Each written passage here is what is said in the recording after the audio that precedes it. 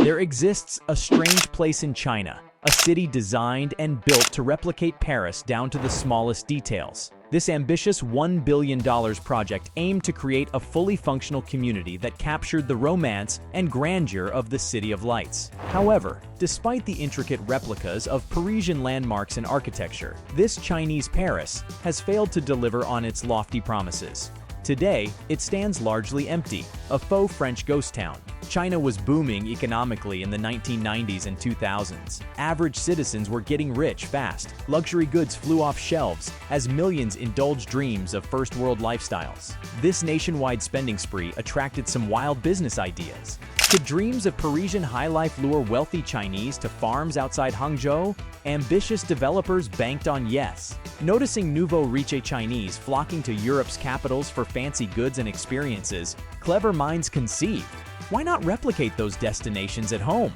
Venice-themed towns with intricate canals appeared in China, catering to this emerging middle-class taste for foreign travel. Quaint English villages, Tudor architecture, British pubs, and all sprouted like Shakespearean meadows. But the boldest concept of all was a full-scale replica of the world's most romantic destination, Paris itself. In 2007, a Chinese real estate firm allocated $1 billion trying to bottle Parisian magic. But would wealthy Chinese buyers sip this made-in-China French wine or shun the knockoff Place de Concorde for the real Champs-Élysées? Situated incongruously on rural farmland near Hangzhou, engineers broke ground on this outrageous Chinese Paris concept. They designed painstaking reproductions of the most beloved Parisian landmarks: Arc de Triomphe, Eiffel Tower, Versailles Palace fountains. Topping off broad French-styled boulevards were exact copies of iconic Parisian buildings like the Paris Opera. No detail was spared replicating visual Parisian flair. But could engineers mass-produce the romance and grandeur of the true City of Lights? Would Chinese homebuyers embrace waking up literally in the shadow of Paris? This replica Paris city was christened Tianducheng, meaning heavenly capital. Though ambitious, the project's core concept was simple. Developers hoped wealthy Chinese enamored with Paris would pay premium prices to live out their French fantasies without needing passports.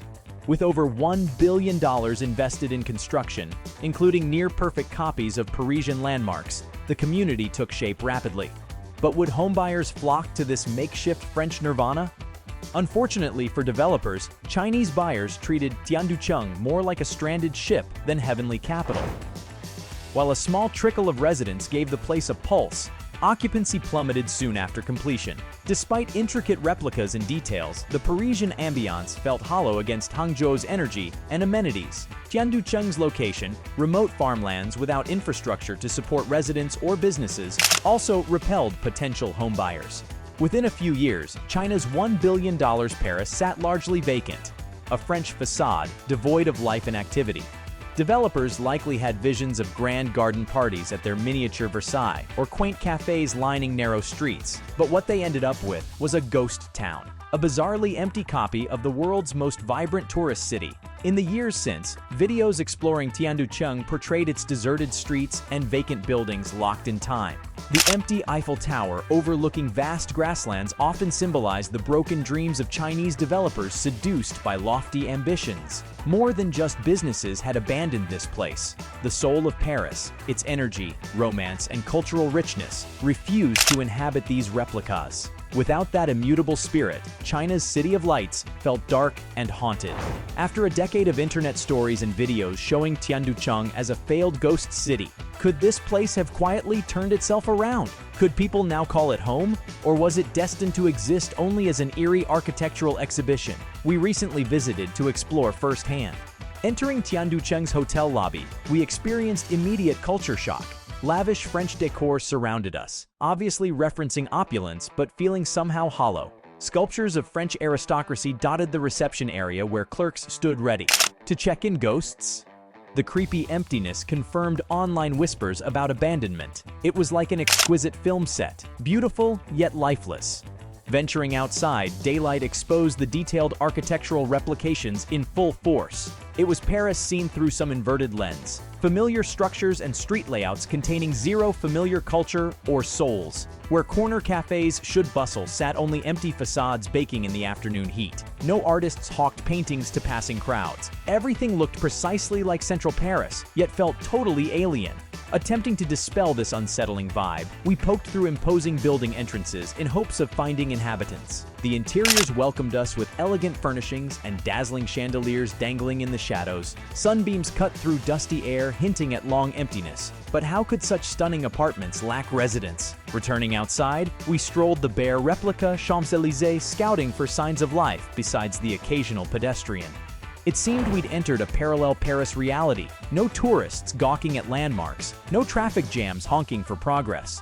Here existed only vacant shops, hollow buildings, and a looming Eiffel Tower replica gazing over land where bustling crowds should gather. Our curiosity pulled us towards a cluster of modern high-rise towers constructed more recently. These buildings filled us with hope. Perhaps developers adapted plans when the Paris concept proved a bust? The newer towers appeared occupied. Their pristine facades and balconies suggested life within. We discovered an active business renting luxury cars to visitors. Plus, advertising banners promoted new shops soon opening. Heartened by these discoveries, we continued hunting indications of revival. Soon we encountered lively squares and parents chasing playful children in parks. Maybe the internet portrayed Tianducheng as an abandoned failure based on early growing pains that cooled developers' grand ambitions. Despite broken dreams, imperfections, and flaws, could genuine community be blossoming within this strange French facade? As sunset neared, the streets came even more alive, with residents reveling in the night's cooling air. Teenagers snapped selfies beside the Eiffel Tower while elderly danced to festive music echoing between buildings.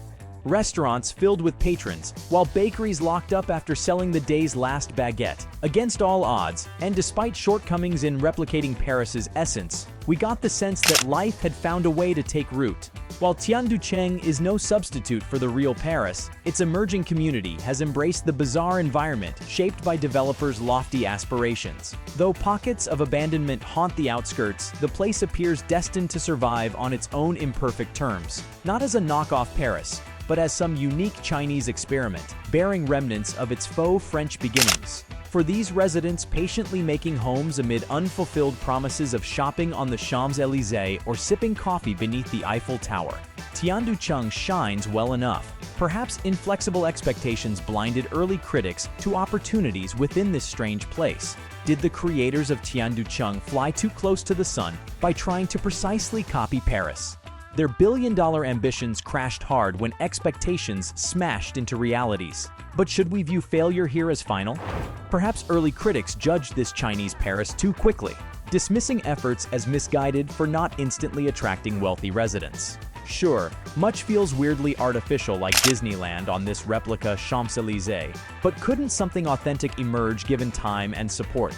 Might Tianducheng have thrived by focusing first on nurturing community around ersatz Parisian architecture? Had practical priorities balanced grandeur obsessions early on, gradual success was possible. Alas, speculative fever infected developers' dreams, neglecting ordinary folks who actually dwell in cities. Yet condemning failure may miss bigger lessons. Tianducheng teaches that reaching too high risks falling short, but important achievements can bloom from loss. So why not celebrate fragile successes sprouting here?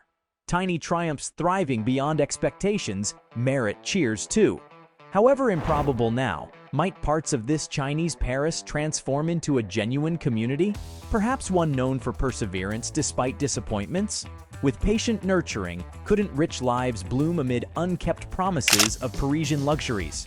The future remains unwritten. This place may never fulfill billion-dollar ambitions, but given support, couldn't citizens here still build something unique and welcoming for themselves? That hopeful vision is Tianducheng's restoration story worth telling.